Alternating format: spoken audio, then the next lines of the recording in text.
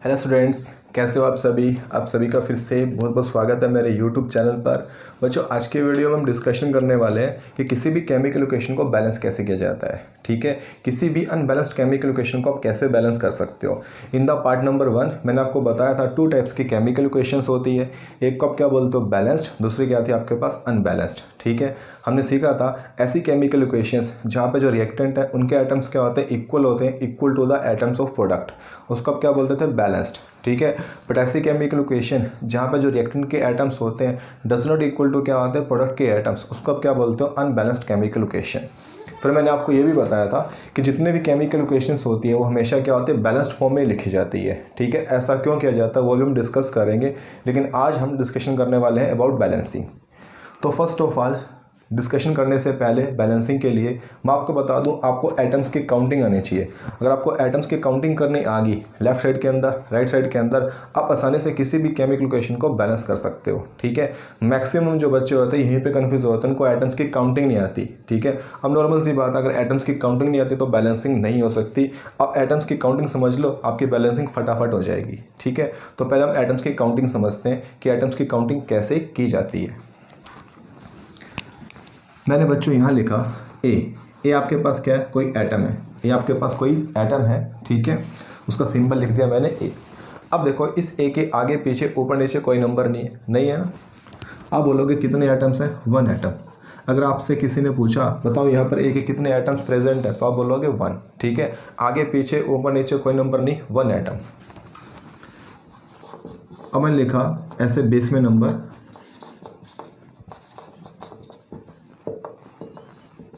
ये बच्चों देखो नंबर कहाँ आ रहा है, पैरों में आ रहा है, इसको आप क्या बोलते हो, बेस। ठीक है, जो नंबर हमारे पास बेस में होता है मतलब उतने ही एटम्स होते हैं। अगर आपसे किसी ने पूछा बताओ A2 में ए के कितने एटम्स हैं, तो आप बोलोगे 2। जो नंबर बेस में उतने ही एटम्स। A4 में ए के कितने एटम्स हैं, आप बोलोगे 4। A8 में कितने एटम्स हैं, आप बोलोगे 8। ठीक है, A10 में हमारे पास ए के कितने एटम्स हैं, 10।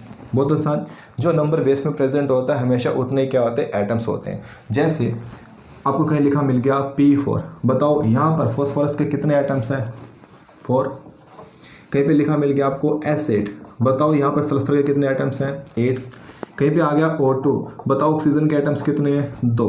कहीं पे आ गया ओजोन O3, बताओ O के एटम्स अब कितने हैं, 3। बता सकते हो आसानी से, जो नंबर बेस में प्रेजेंट होता है हमेशा उतने ही एटम्स होते हैं। ठीक है, एक तो हमारे पास काउंटिंग का तरीका ये। अब कोई नंबर मल्टीप्लाई में आ गया, 2A आ गया, 3A लिखा आ गया कहीं पे, 4A आ गया या 5A आ गया। रिमेंबर, जो नंबर मल्टीप्लाई में होता है हमेशा उतने ही एटम्स होते हैं। 2A के अंदर मतलब ए के कितने एटम्स हैं, ये 2। 3A का मतलब है ए के कितने एटम्स हैं, 3। 4A का मतलब है ए के कितने एटम्स हैं, 4। और 5A का मतलब है ए के कितने एटम्स हैं, 5।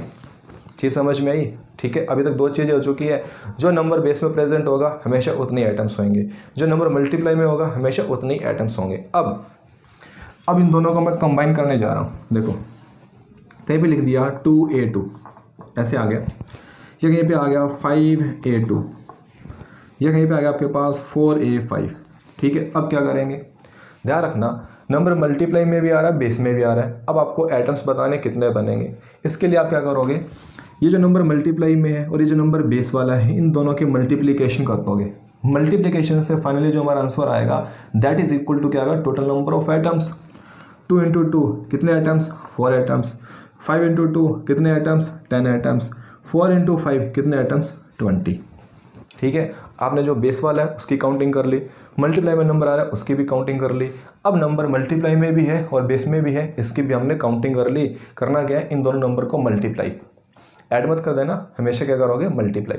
जैसे मान लो मैंने यहाँ लिख दिया 5P4।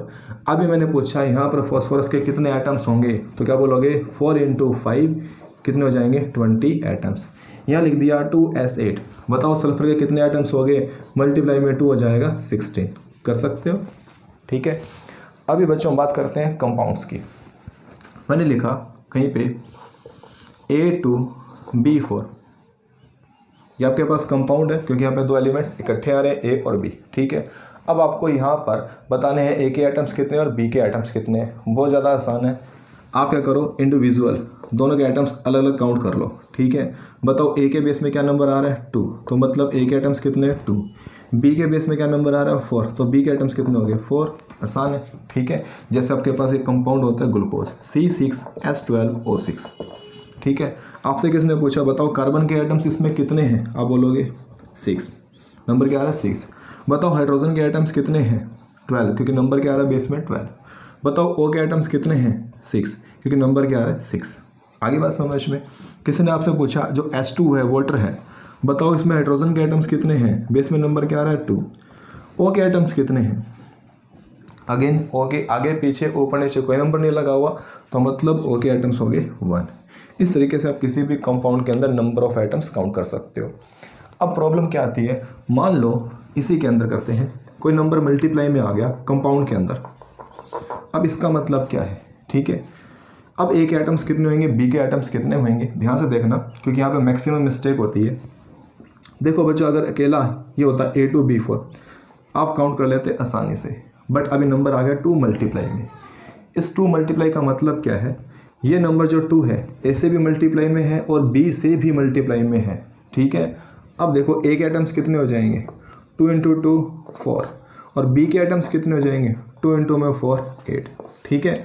जो भी नंबर हमारे पास आता है वो सभी से मल्टीप्लिकेशन में काउंट किया जाता है। बहुत से बच्चे ये सोच लेते हैं कि ये जो नंबर है सिर्फ और सिर्फ क्या है ए से मल्टीप्लिकेशन में आएगा, ऐसा नहीं है, ये बी से भी मल्टीप्लिकेशन के अंदर आएगा। और मान लो यहाँ पे सी भी होता, जैसे मान लो मैं ये कंपाउंड लिखूँ और मैंने लिखा 6C6H12O6।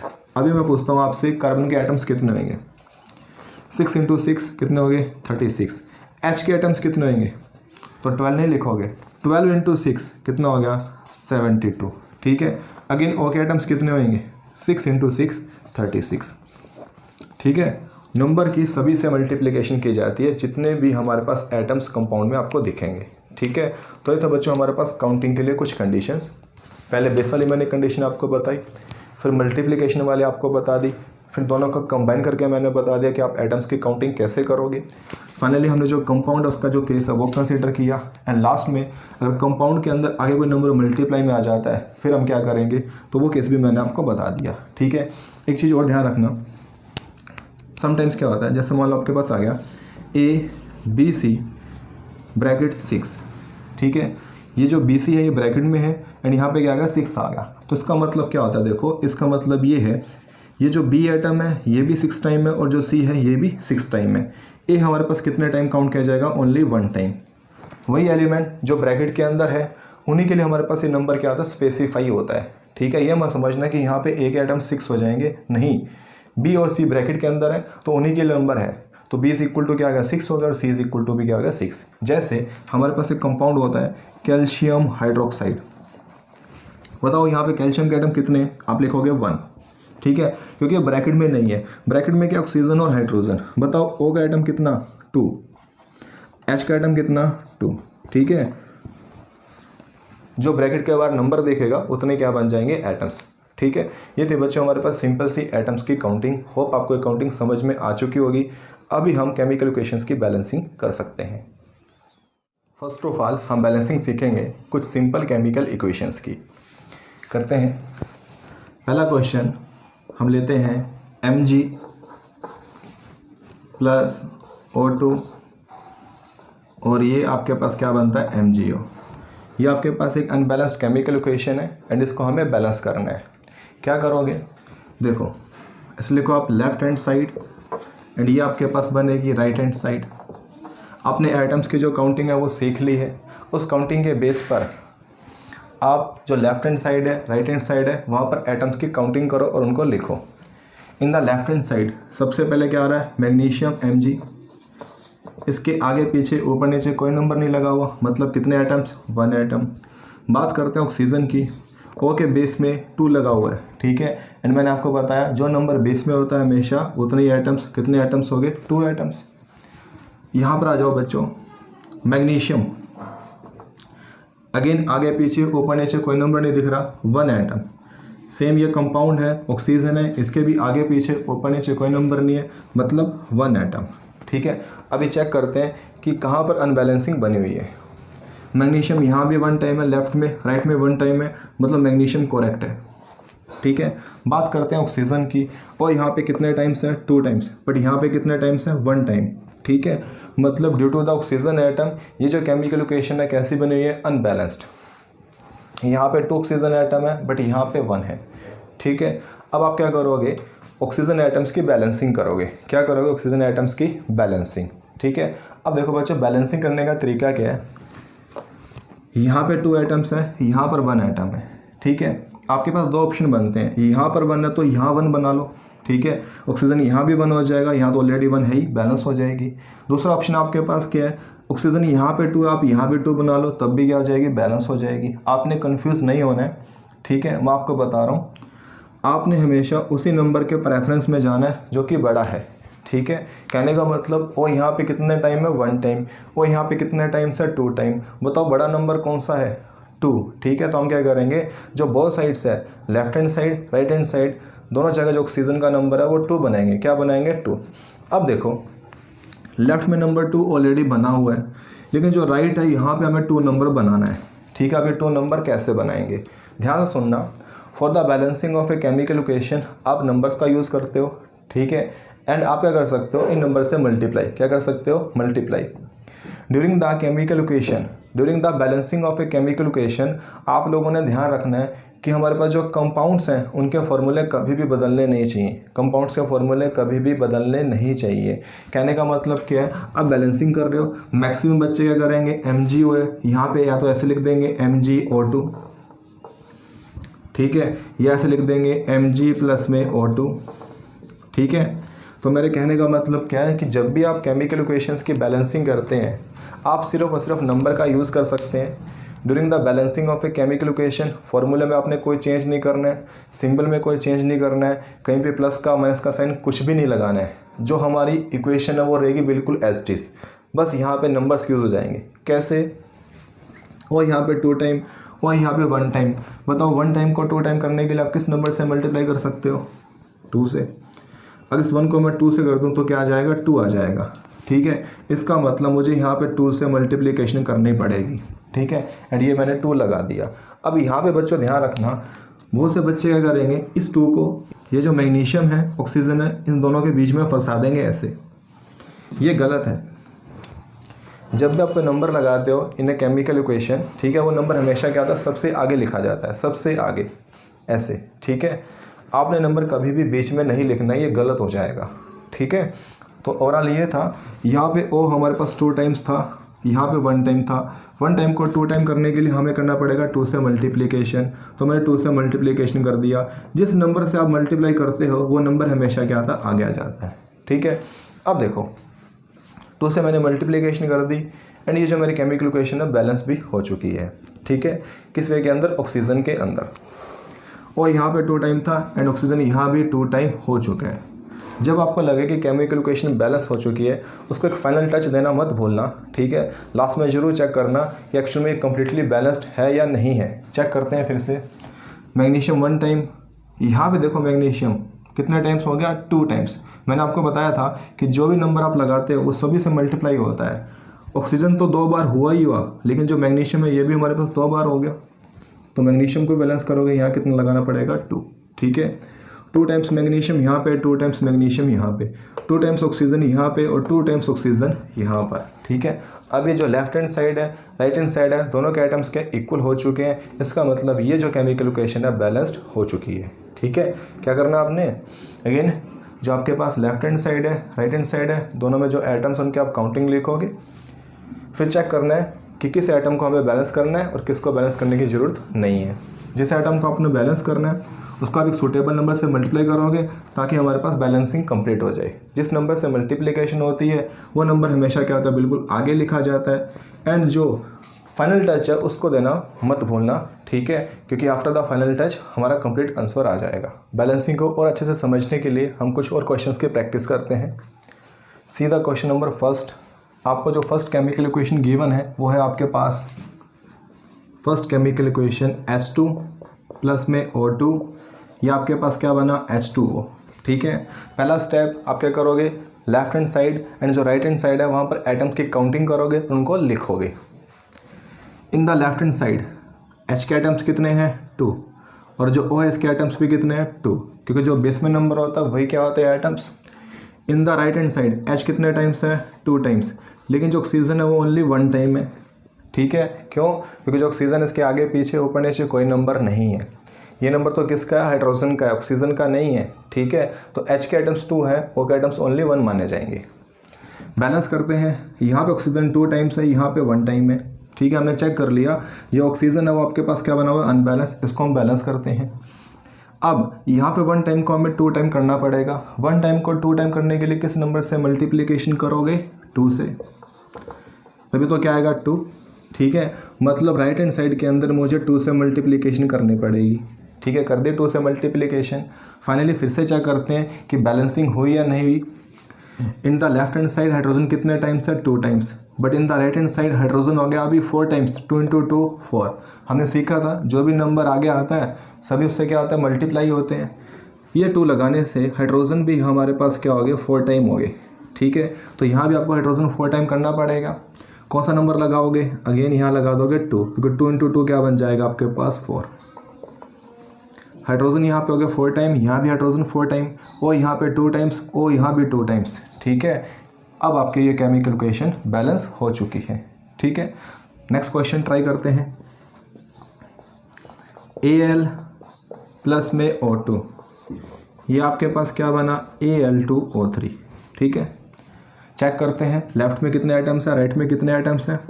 लेफ्ट में एल्यूमिनियम कितना ओनली 1, आगे पीछे ऊपर नीचे कोई नंबर नहीं। एंड जो ऑक्सीजन है वो आपके पास कितने हैं 2 आइटम्स। राइट में जो एल्यूमिनियम है वो कितना है 2, एंड जो ऑक्सीजन है उसके आइटम्स कितने हैं 3। एल्यूमिनियम यहाँ पर 1 टाइम है, यहाँ पे 2 टाइम है। सबसे पहले एल्यूमिनियम को ही बैलेंस करते हैं। ये 1 टाइम को 2 टाइम करने के लिए अगेन क्या करोगे 2 से मल्टीप्लाई, तो यहाँ पे क्या लगा दोगे 2। ठीक है, अब बात करते हैं ऑक्सीजन की। वो कितने टाइम्स है यहाँ पे 2 टाइम्स, एंड यहाँ पे वो कितने टाइम्स है 3 टाइम्स। ये तो कन्फ्यूज़न बन गया। वो यहाँ पे 2 टाइम्स, यहाँ पे 3 टाइम्स। इस 2 टाइम्स को मुझे 3 टाइम्स में कन्वर्ट करना है, तो कैसे कन्वर्ट कर सकता हूँ? थोड़ा दिमाग लगाना पड़ेगा बच्चों। 2 टाइम्स को अगर 3 टाइम्स में बदलना है तो इसके लिए आपको 3/2 से मल्टीप्लिकेशन करनी पड़ेगी 1.5 से, तभी तो हमारे पास क्या आएगा 3। मतलब यहाँ आप क्या लगा दोगे 3/2। क्या लगा दोगे 3/2। 2 एल्यूमिनियम प्लस में 3/2 O2 Al2O3, ये हमारे पास क्या होगी बैलेंसिंग। ठीक है, इस केमिकल इक्वेशन की। थर्ड क्वेश्चन आपके पास है N2 प्लस में H2, यह हमारे पास क्या बना NH3 अमोनिया। अगेन लेफ्ट में N कितना है 2 टाइम, राइट में कितना हमारे पास 1 टाइम ही है। लेफ्ट में हाइड्रोजन कितने टाइम्स है 2 टाइम, राइट में कितने टाइम्स हो गए 3 टाइम्स। यहाँ पे N 2 टाइम्स है और यहाँ पे 1 टाइम है। ठीक है, बताओ 1 टाइम को 2 टाइम करना तो क्या करोगे 2 से मल्टीप्लाई, हो गया। ठीक है, अब चेक करते हैं N यहाँ पे 2 टाइम, यहाँ पे 2 टाइम, बिल्कुल सही है।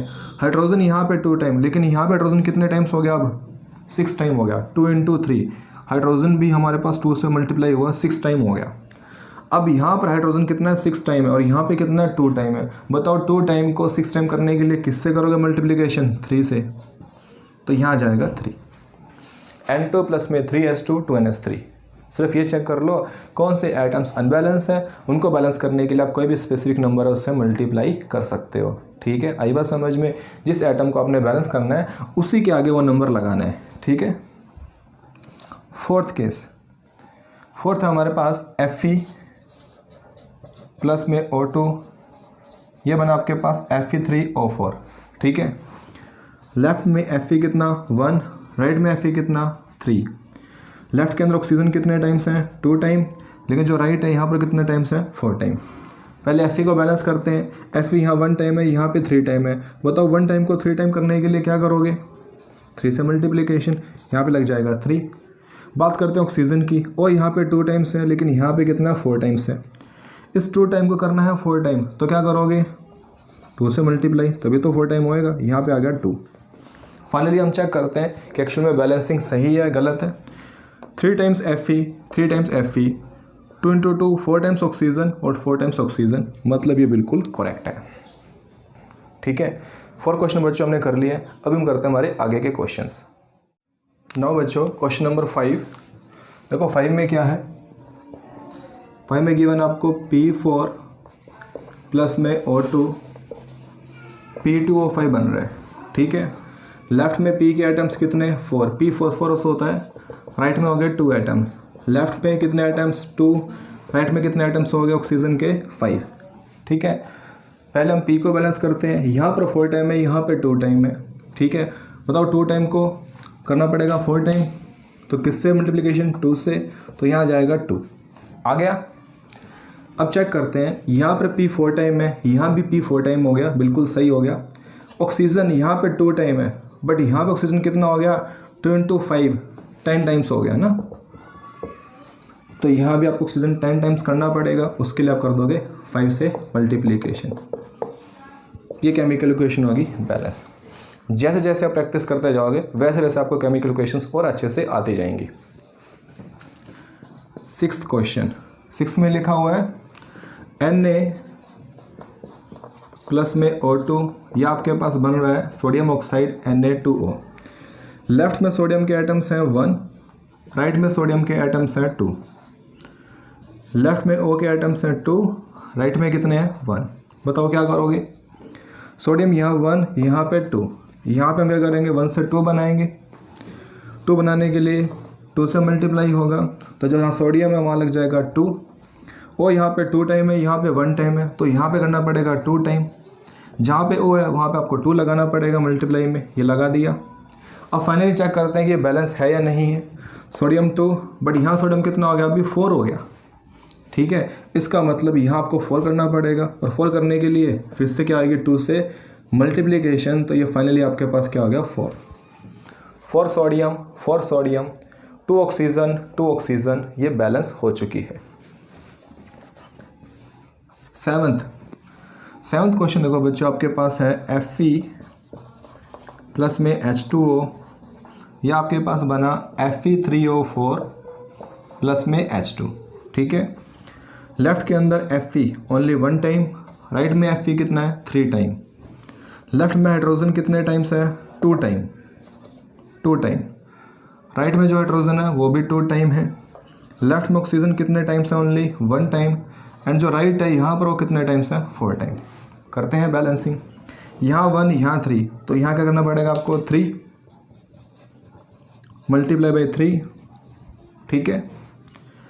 हाइड्रोजन यहाँ पे 2 है, यहाँ भी 2 है, तो हाइड्रोजन आपका बैलेंस्ड है। O की बात करें, O यहाँ पे 1 टाइम है, बट यहाँ पे 4 टाइम है। इस 1 टाइम को हमें 4 टाइम करना पड़ेगा, तो मल्टीप्लाई में क्या आएगा 4, तो यहाँ लगा दोगे आप 4, ठीक है। अब फाइनली हम चेक करते हैं कि एक्चुअल में बैलेंस हुई या नहीं। फाइनल टच देते हैं, 3Fe बिल्कुल सही है। हाइड्रोजन हो गए 4 2 8, यहाँ पे ओनली 2 हाइड्रोजन है, तो यहाँ भी आपको 8 करने पड़ेंगे। 2 को 8 करने के लिए आप करते हो 4 से मल्टीप्लाई, तो यहाँ पे आ जाएगा 4, ठीक है। हाइड्रोजन हो गए 8, ऑक्सीजन यहाँ पे कितने हैं 4, एंड यहाँ भी ऑक्सीजन कितने आपके पास 4। ये केमिकल इक्वेशन भी बैलेंस हो चुकी है। बार बार बोल रहा हूँ, लेफ्ट के राइट के एटम्स की काउंटिंग करो, उनको लिखो, फिर ये चेक करो किस एटम को बैलेंस करना है, ठीक है। फिर आपने ये चेक करना है कि बैलेंसिंग के लिए आपको कौन सा नंबर यूज़ करना है, ठीक है। जो नंबर आप यूज़ करोगे उसको आप उस एटम के आगे लगा देना, हो जाएगा। 8th देखो बच्चों, 8th क्वेश्चन है हमारे पास Al प्लस में H2O, यह आपके पास बना Al2O3 प्लस में H2, ठीक है। इसको बैलेंस करते हैं। लेफ्ट में एल्यूमिनियम कितना है 1, राइट में एल्यूमिनियम कितना है 2। लेफ्ट में हाइड्रोजन कितने आपके पास 2, राइट में हाइड्रोजन कितने हैं 2। O की बात करें, लेफ्ट में O कितना है 1 और राइट में कितना है आपके पास 3, ठीक है। सबसे पहले एल्यूमिनियम की बैलेंसिंग करते हैं। यहाँ पर 1, यहाँ पे 2, 1 टाइम को 2 टाइम करने के लिए 2 से मल्टीप्लिकेशन, जहाँ पे एल्यूमिनियम है वहाँ पे आपको 2 से मल्टीप्लिकेशन दिखानी पड़ेगी, दिखा दी। हाइड्रोजन 2 टाइम, यहाँ पे 2 टाइम, बैलेंस है, नहीं डिस्टर्ब करेंगे। और यहाँ 1 टाइम है, यहाँ पे 3 टाइम है, तो 1 टाइम को 3 टाइम करने के लिए 3 से मल्टीप्लाई, जहाँ पर ऑक्सीजन है वहाँ पे 3 से मल्टीप्लाई। फाइनल टच देते हैं, 2 एल्यूमिनियम बिल्कुल करेक्ट है। हाइड्रोजन हो गए 3 2 6, यहाँ पे हाइड्रोजन कितने ओनली 2, अनबैलेंस हो गया। 2 हाइड्रोजन को 6 करने के लिए क्या करोगे 3 से मल्टीप्लाई, तो यहाँ आ जाएगा 3, ठीक है। फाइनली ये हमारे पास बैलेंस हो चुकी है। तो बच्चों ये थी हमारे पास balancing of a chemical equation. Hope आपको ये बैलेंसिंग अच्छे से समझ में आ चुकी होगी। इसके अलावा जो कुछ क्वेश्चंस हम आपको बैलेंसिंग के लिए दे रहा हूँ प्रैक्टिस के लिए, वो आप अच्छे से ट्राई करना। एंड जहाँ भी आपको डाउट आता है वो आप उसको कमेंट बॉक्स में लिख कर भेज सकते हो ना। बच्चों take care, thank you and bye.